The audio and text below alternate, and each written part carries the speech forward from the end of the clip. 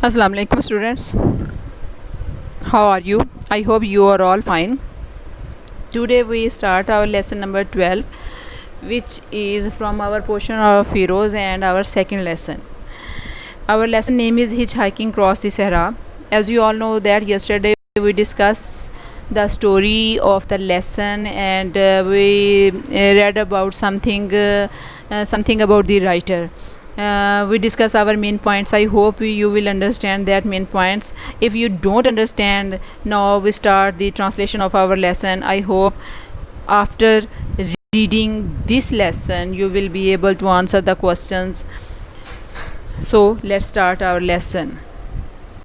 Today we start our lesson Hitchhiking Across the Sahara, written by G.F. Lamb, and our page number 50.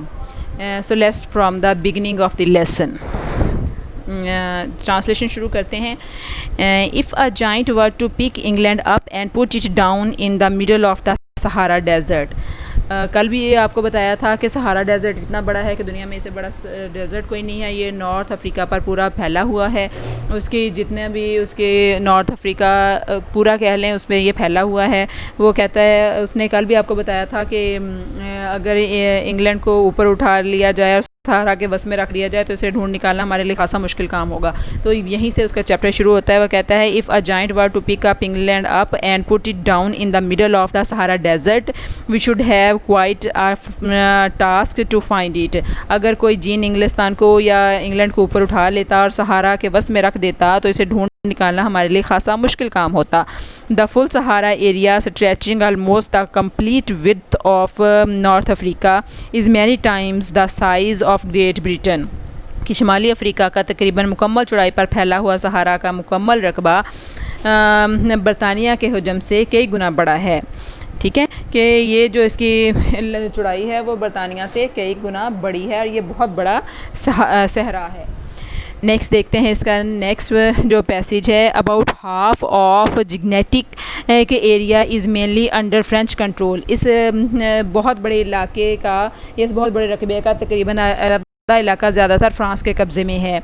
Very recently, हाल ही में indeed बेशक the discovery of oil beneath the sand has begun to bring changes. बिलाशुबा बिल्कुल हाल ही में रेत के नीचे तेल के दरियाफ्त की बदौलत यहाँ पर तब्दीलियाँ आना शुरू हो चुकी हैं. But less than 3 years ago most of the area had for her countless years consisted of immense stretches of barren sand.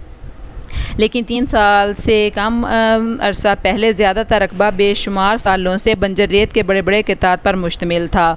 Intensely hot during the day with few water wells and little vegetation.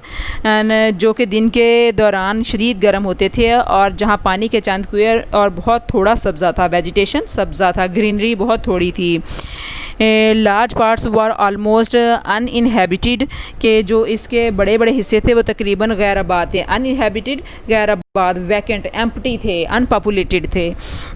In other parts there were just a few towns very widely scattered and occasional wandering tribes of Arabs और Berbers. वो कहता है कि दूसरे हिस्सों में दूर दूर बिखरे हुए सिर्फ चंद कस्बे थे और कभी कभार अरबों और बर्बरों के खाना बदोश कबाइल नज़र आ जाते थे. यानी कि यहाँ पर जो आबादी है बड़ी दूर दूर थी और कई 100 किलोमीटर के फासलों पर थी. नेक्स्ट देखते हैं. हार्डली द लैंड बमुश्किल ज़मीन in one would think in which to get hitch hiking.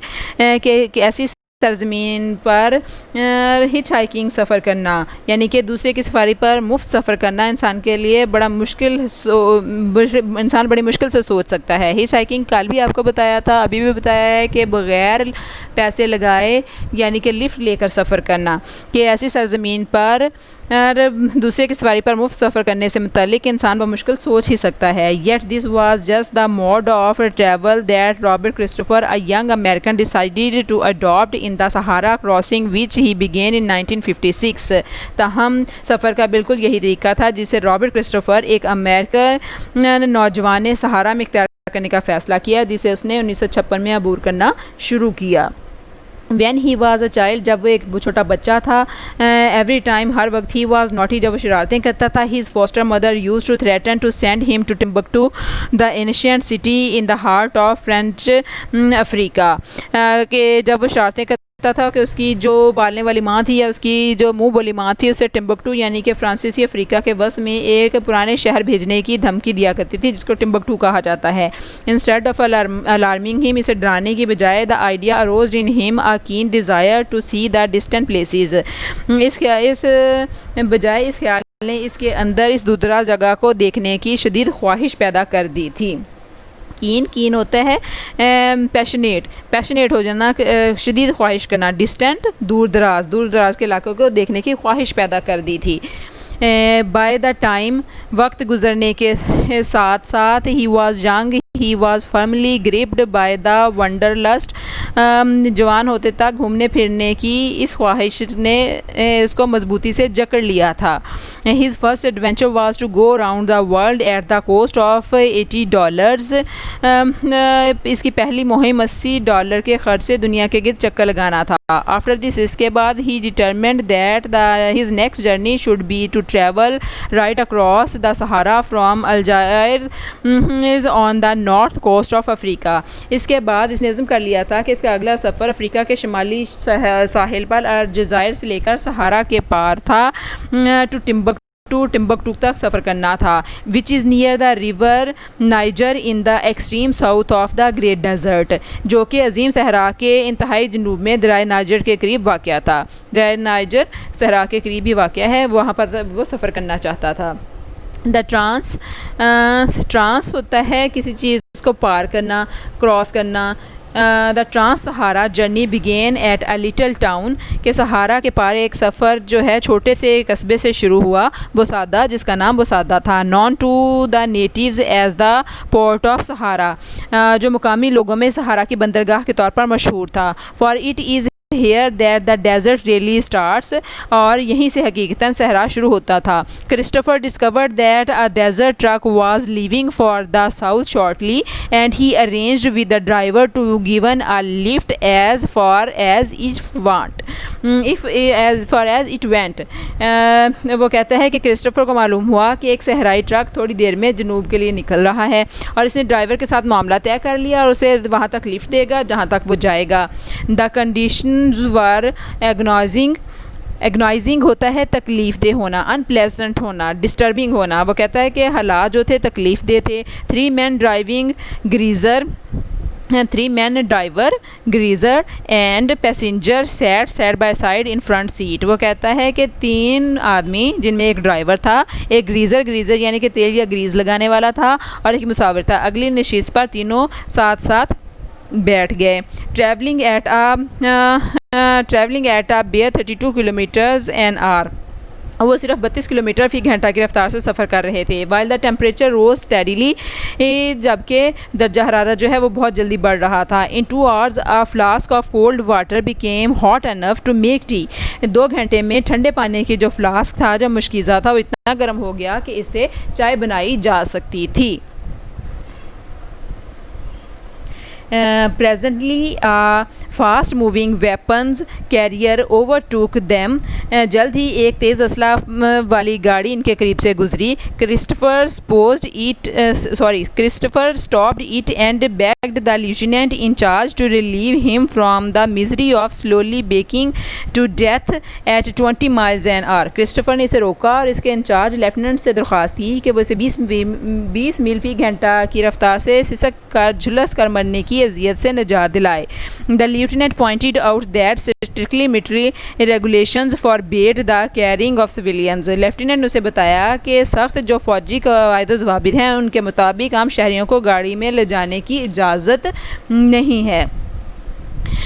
Christopher replied by producing a permit from the War Ministry, giving him permission to join the French Foreign Legion and for a short period in order to collect material for an article। जवाब में Christopher ने वजारत जंग की तरफ से जारी करदा इजाज़तनामा निकाल कर दिखाया, जिसमें उसे एक मजमून के सिलसिले में मवाद इकट्ठा करने की गर्ज से फ़ौजी फ्रांसीसी गैर मुल्की फ़ौज में थोड़े अरसे के लिए शामिल होने की इजाज़त दी गई थी। The permission had later been withdrawn, but fortunately the lieutenant did not turn the paper over and see the cancel stump. ये इजाज़त कुछ अर्से बाद वापस ले ली गई थी, लेकिन खुशकिस्मती से लेफ्टिनेंट ने उस वर्क को उलटकर इसकी मनसूखशुदा मोहर ना देखी। तो जी तो स्टूडेंट्स, ये यहाँ तक हमारा आज का पेज नंबर 50 था जो कि ख़त्म हुआ। आज हम इसके आगे वर्ड सिनोनिम देख लेते हैं, साथ साथ मैंने आपको बताया नेक्स्ट जो है वो देख लेते हैं। पहले था हमारे पास जो वर्ड आया जिग्नेटिक, और जिग्नेटिक का मतलब होता है बहुत बड़ा, इनॉर्मस जिसको हम कहते हैं, इंटेंसली होता है बहुत शदीद, एक्यूटली। इसके बाद हमारे पास है वेजिटेशन होता है सब्ज़ाजार, हर्बेज जिसको हम कहते हैं जहाँ पर ग्रीनरी हो। इसके बाद है इनहेबिटेड होता है गैर आबाद जगह जिसको हम अनपॉपुलेटेड कह सकते हैं या हम वैकेंट प्लेस कह सकते हैं। इसके बाद है हिच हाइकिंग का पहले भी आपको बताया, ऐसा सफ़र करना जो कि बग़ैर पैसों के हो, लिफ्ट लेकर सफ़र करना। फॉस्टर मदर होता है किसी की पालने वाली माँ होना या सौतेली माँ होना, mother who foster a child. Wanderlust होता है बहुत ज़्यादा ख्वाहिश हो जाना किसी की, विश फॉर वंडरिंग घूमने फिरने की ख्वाहिश होना। इसके बाद ट्रांस का मतलब होता है पार करना, क्रॉस। एगोनाइजिंग होता है तकलीफ़ दे होना, अनप्लेजेंट। रिलीव होता है सुकून महसूस करना, फ्री। और लीजन होता है आर्मी, फौज या लश्कर को बोलते हैं। तो ये था आज का हमारा लेसन। उम्मीद है आपको इसकी ट्रांसलेशन समझ आई होगी। आपने इसको खुद पढ़ना है और याद करना है ताकि आप इसको अच्छी तरह से समझ सकें और क्वेश्चंस के आंसर्स देने के काबिल हो सकें।